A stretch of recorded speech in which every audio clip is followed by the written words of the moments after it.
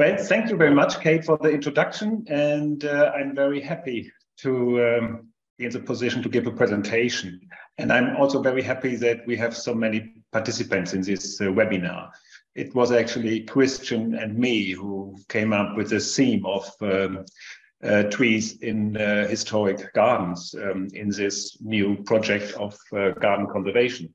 And we thought, because we thought that dealing with trees and finding the right trees is also kind of craft skill in garden conservation, because, and it probably is more important than ever because of climate change, to find the right trees, the right species, and also to find the right maintenance strategies for the parks and gardens. So this is why we came up with a theme in the European Garden Heritage Network and brought it into the Craft Skills for Garden Conservation project.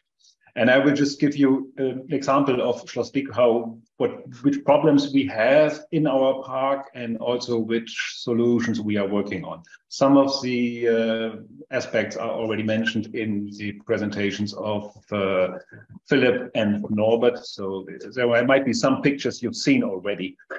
And at the end, I will also give you a short glimpse of what we are doing on the whole of our site. Okay, so the history of our garden is quite important because it was designed in the beginning of the 19th century as a landscape garden, but not only as a landscape garden, it was from the beginning kind of a botanical garden. It was a plant collection because the founder of the garden, Prince Joseph of Dyck, he was a plant collector, and he designed the garden with a Scottish landscape architect, Thomas Blakey, and he brought in more than 200 species of trees. And he already collected trees from all over the world. And that's for us today quite important if we talk about climate change. So just a few images. This is what the main area, the Orangerie Parterre, was in 1990, and this was when we started the foundation in 1999. And so we developed the park, the garden, since we are this foundation for garden art and cultural landscape in Schloss Dyck. So this is an image how the castle looks today. And the theme is, and the main topic we've worked in the garden the last years was climate change because of the dry summers we had 2018, 2019, 2020, and last year. So we had quite damage in our garden. We had also what we've seen this morning, pictures like these. Our lawns were really dry, and we had problems with the trees. It started with less leaves in the trees in the summer, and it's getting worse and worse every year, actually. And yes, trees started dying.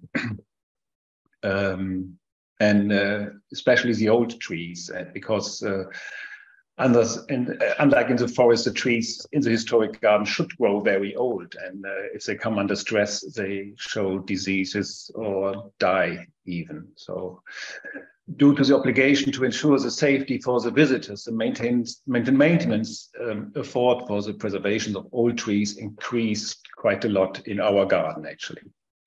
And it was already mentioned, we had some problems here in our gardens. More than 300 trees died already. And also in other events, like in the storm, it was less problematic. So we lost only 20 trees and 20 trees of the garden. And about 30%, one second, I have to change this a little bit. Okay, about 30% of our trees are severely damaged. It's raised up to 40 now, as Norbert Kühn already mentioned. But we have not only the drought, we also have the storm events. We had a really big storm event in 2014, where in the whole area of our region, a lot of parks and gardens were damaged. For example, in the city of Düsseldorf, more than 40% of the trees were damaged and broke down in this storm. And we had the floodings. Also is theme in our garden. We had in the July last year this big flooding in the west part of Germany, and also this causes damage in our garden. And we have a special situation in Schloss Dyck because the garden is located in the groundwater lowering area of the Garzweiler open cast mining. So the large part of the tree population has no connection to the groundwater anymore. So we need the water from above. So we need the rainwater for the trees that they stay alive. And so the thing is, if we are strongly affected by the climate change, also because of the coal mining in the region, we don't want to do as the foundation as much as possible to fight against climate change. And that's why we've launched a project, which is called Climate Natural Castle and Garden of the Schloss Dyck Foundation. It's a project funded by a government program, Projects for Climate Adaptation in Germany. It's a funding of 3 million euros we get for the next 3 years from now on. And we are just now in the starting of this project. Our project manager, Tamara Kunkel, is also joining the meeting now, and she will work on it the next years.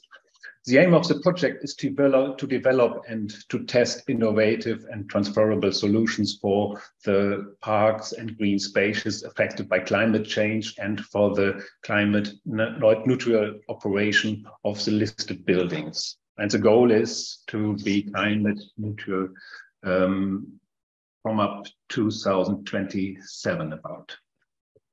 So we have two parts of the project. I will focus on the first one with the English landscape garden and the plant collection of Schloss Dyck. And with the loss of the historic trees in our parks and gardens, not only a part of our cultural heritage is being lost, but also an important research basis for future climate adaptation strategies. Because historic gardens are often plant collections in which exotic tree species from other climate zones were planted. Sites as our landscape garden in Schloss Dyck, which has established as a plant collection 200 years ago, offers the potential for research of trees that could be suitable in climate change conditions. So here's a possibility to see how climate adapted trees grow when they are older. And what we've already discussed this morning, it's important to question which tree species we can still plant in our historic gardens. That's also this theme Joachim Seiler mentioned in the discussion. So we have the basis of our project is the digital recording we do in the garden, which was already on this slide of Norbert Kühn. We did this digital recording since 2002, so just on the beginning of our foundation. And this is a very important basis for our work. And solutions are, because we have no groundwater, we started irrigation of the garden, of the whole garden actually, and this will be part of our project to develop this into an automatic system for the garden. We do more mulching and sub-planting under our trees. So the grass are not only just cut under the trees, we let the grass grow or put perennial plants under the trees plantings. We try to improve our professional maintenance of trees. So we've started a workshop which will take every year, the course, the Dycker Garten Baumpraxis, we called it. It's a course for practical work on trees. And we think it's very important to find the right techniques. So we do a lot with climbing techniques in the park because we don't have to use big machines in the garden, not that much. And the replanting under the aspects of the garden monuments and the plant collection with climate adapted trees. So this is a picture of where we try to plant a new beech trees, a Chinese beech tree here in the garden where we lost actually our oldest beech trees we had in the garden. So the question from Joachim Seiler, can we put other species into a listed garden, is for us quite simple to answer, because we have a special solution with our heritage organization. Because we are a plant collection, we have more possibilities. So the idea of Prince Joseph was to create a plant collection with always the new trees and shrubs he could find. So that makes it for us a little bit more easier to change tree species in our listed garden. So what we also do is to increase the biodiversity in our garden to make it more healthy. And also we work with inoculation with mycorrhiza for new plantings, but also with old trees. And we think of doing research on climate resilient tree species in the historic garden, because we have a lot of these old varieties and species in our garden. So in the end, we need more research, more experts, training and qualification of professionals, and qualified maintenance for the best solutions in our parks and gardens. So that's qualified maintenance. That's why we do the course every year for 2 days. And that's why we do the workshop in September here, and more exchanges. That's why we've started this German-wide network Philipp Sattler was talking about this morning. So I will just show a little bit of the second part of our project, of the CO2 reduction of the castle from up to 2027. It's interesting because it has to do with the theme that it's also possible to run a park and a garden without any tree, and that also could be a solution. So we have in Schloss Dyck the landscape garden from the beginning of the 19th century with a historic site. And we have a new garden, which was a state garden show in 2002, you see on the right side. So the situation is that we there have these 14 hectares of miscanthus since 2002, which was part of the design of the garden. So it was the idea, when we have the old park, which is in the back to see, to design a new garden just created with grass. And we have the show gardens into this in this field. And with this 14 hectares of miscanthus, we are now working on a new heating system. We harvest and have to store about 250 tons of miscanthus, and then build a hall and a new heating system for our castle, and to change the heating in the historic building areas, and bring in new pipes. And the advantage is that we have annual renewal raw material for the heating for the entire castle complex, and the burning only releases carbon that is grown just in 1 year. So there's no carbon is released that has been bound over many years, for example, in trees. And we don't need any agricultural land, so there's no competition with food crops. The cultivation is all quite ecologically, because in 20 years we need no fertilizer, no irrigation on this field. And the harvest is simple and quite cheap.